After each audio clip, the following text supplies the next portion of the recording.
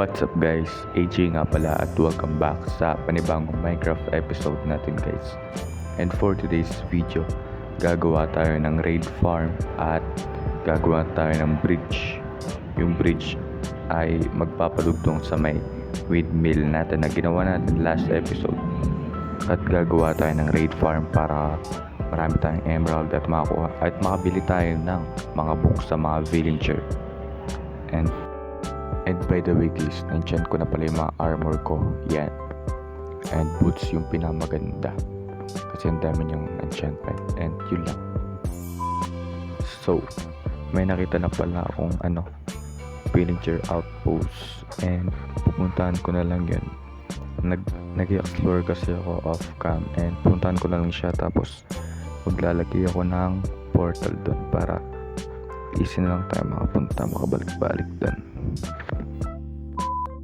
So yun guys, ito nga pala yung outpost na nakita ko at nakapaglagay na rin pala ako ng nether portal. And yeah, ito yung nakita kong outpost. Nasa negative 2170 and 180 siya guys. At kapag punta tayo dito sa nether portal,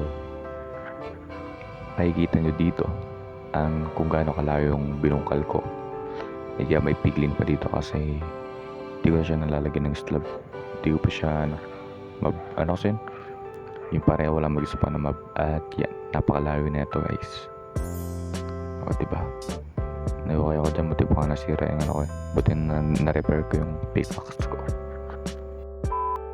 At yun guys, nalagyan ko na siya ng mga glass. At nalagyan ko na rin ng mga leaves yung nasa ilalim nito para wala mag-spawn. At nalagyan ko na rin pala ng slab lahat ng floor niyan para wala silang mag-spawn.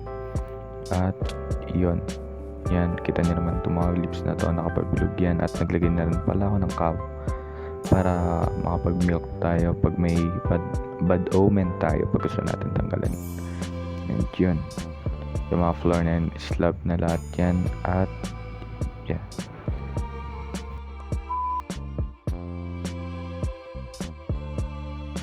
and yun guys, may nag-spawn na. So dyan sila nag-spawn sa may bandang gitna.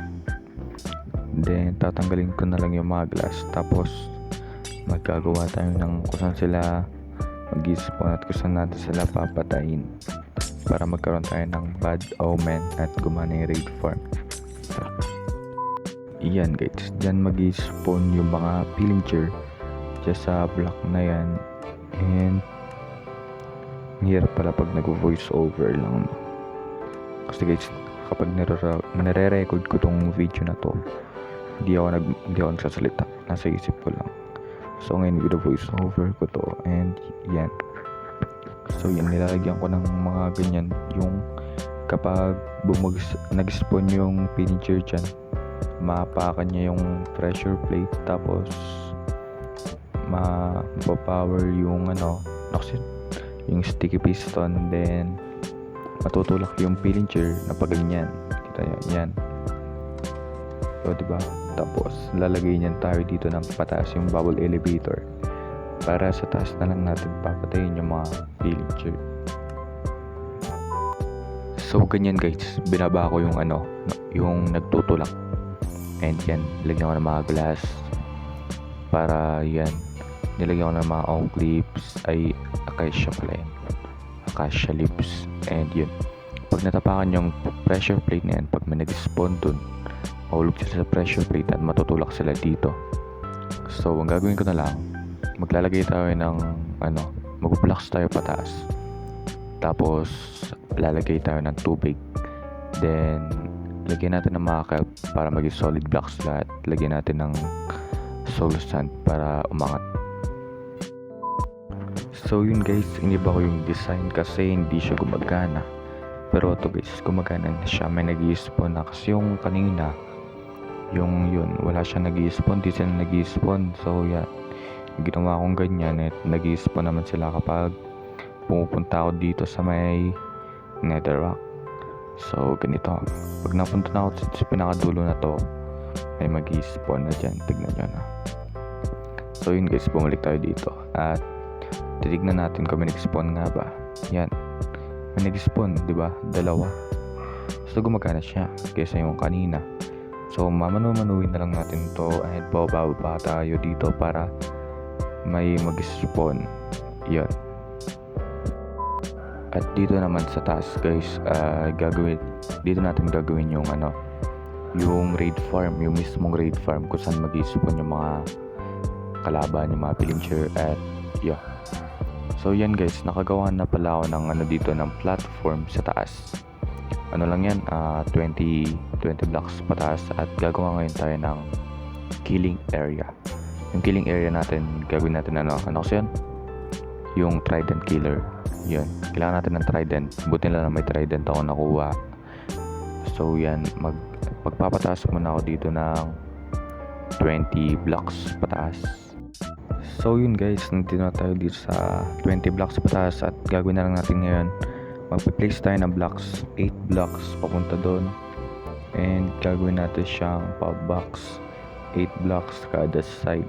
So ganyan, at pupunuin ko lang to ng 8 blocks, yung para sa hindi pala din yeah, feeling ko kukulangin yung mga blocks ko, kaya uwi ako mamaya, pupunta ako sa base. At kapag nagawa na natin tong 8 blocks na to, maglalagay tayo ng water para yung water na yun dun mag-spawn yung mga kalaban, then ilalaglag sila dun sa may trident killer natin, dun sa may tubig na yan. Temporary lang yan tubig para may infinite water tayo. Tignan nyo guys, yeah, kapag nilagyan natin ng tubig yan, pupunta sila dito. Dapat 8 blocks para sakto yan, diba? Tapos gagawin din natin yan sa kabilang side dito sa pataas. Gawin lang natin pa box yan at yan.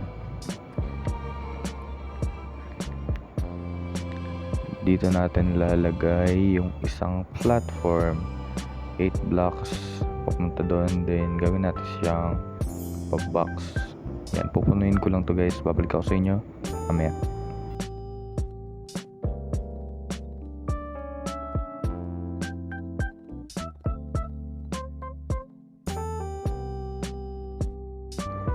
So yun na guys, nalagyan ko na ng pader at nalagyan ko na ng mga leaves, acacia leaves, para sa gitna lang mag-i-spawn yung mga kalaban, para di sila mag-spawn dito sa gilid-gilid. And yun, at itong video na to, di ko na siya nalagyan ng background music kasi tinatabat na ako. Yan, gawa tayo ng crafting table at gawa tayo ng mga sign, and yung lava dyan lalagyan natin yan sa may gilid, para yung mga Ravager, yung mga malalaki, na-stuck kasi sila dyan, hindi sila nakakababa. So dito natin lalagay sa may gilid na to. Yeah, and wait, mali, ayos dyan. And then lalagay tayo ng lava.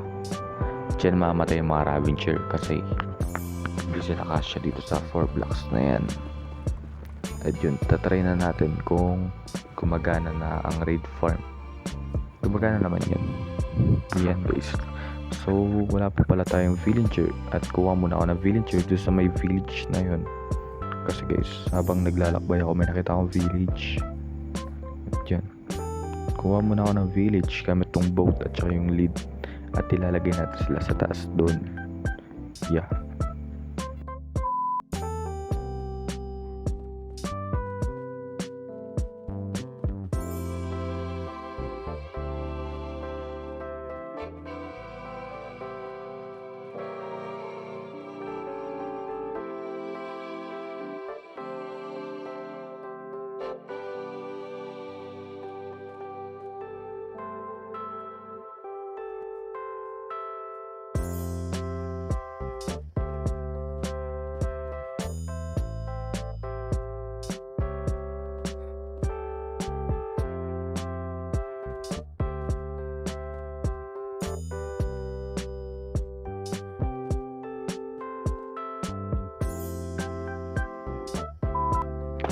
So yun guys, nalagay na natin yung villager natin at gagana na yan.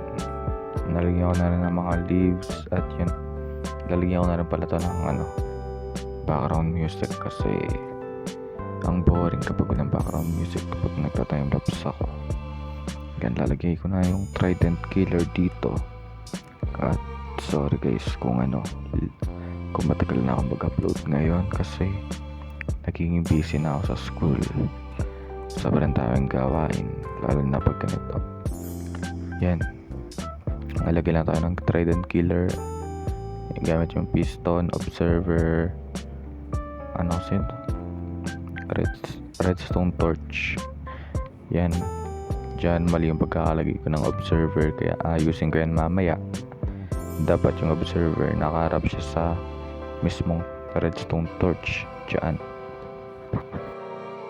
So yun guys, gumagana na itong Trident Killer natin at kulang na lang ang mismong Trident.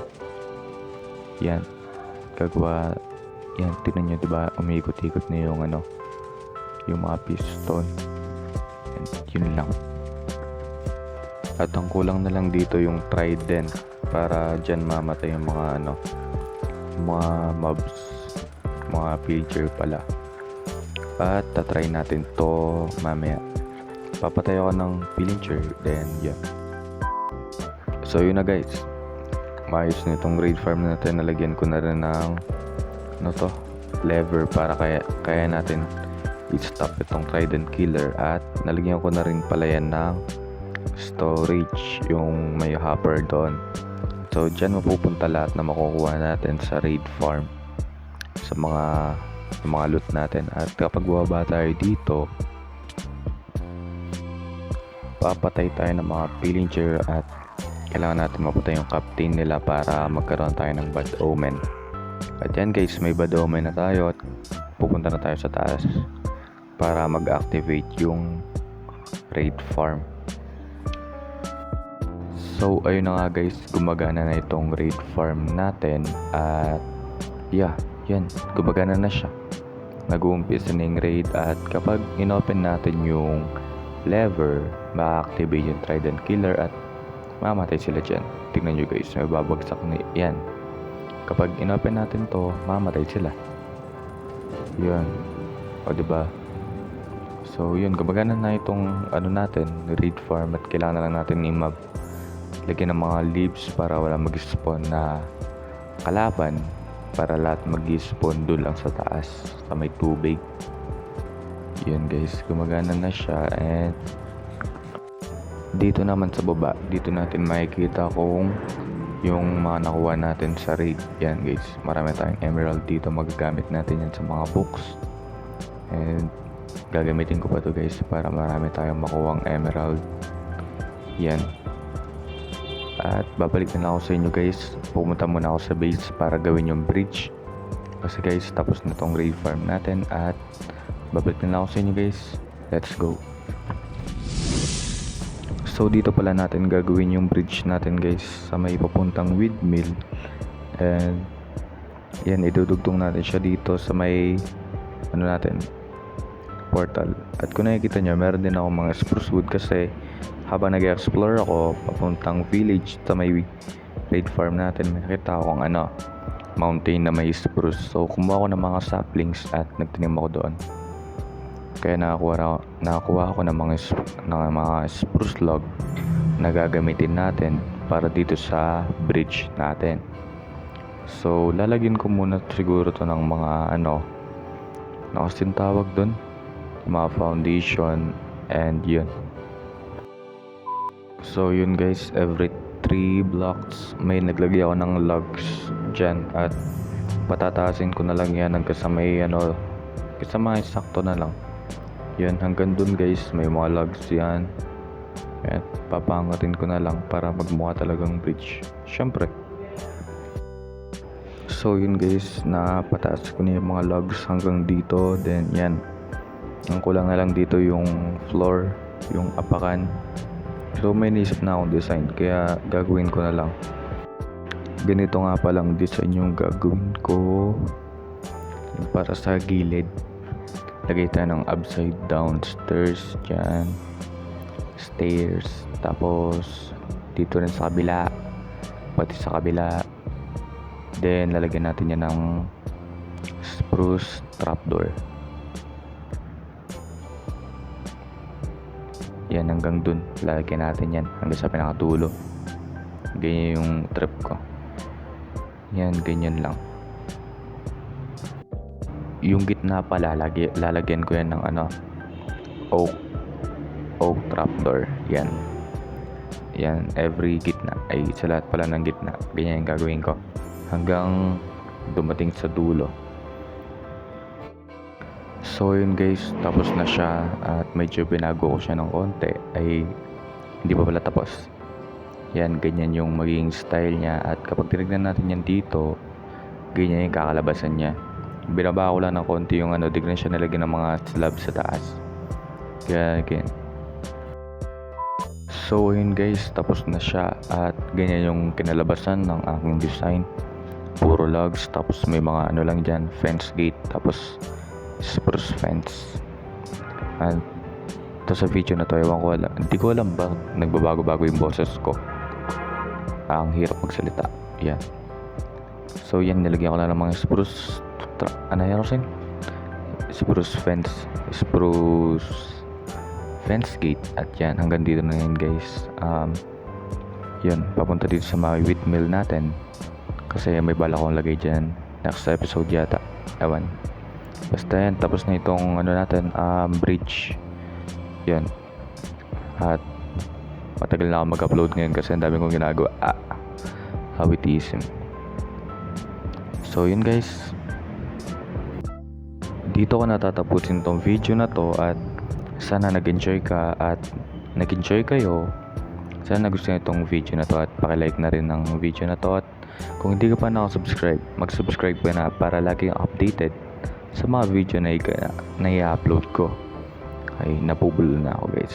Tapos yeah, maraming salamat sa panonood nyo guys. Magkita-kita ulit tayo sa next episode.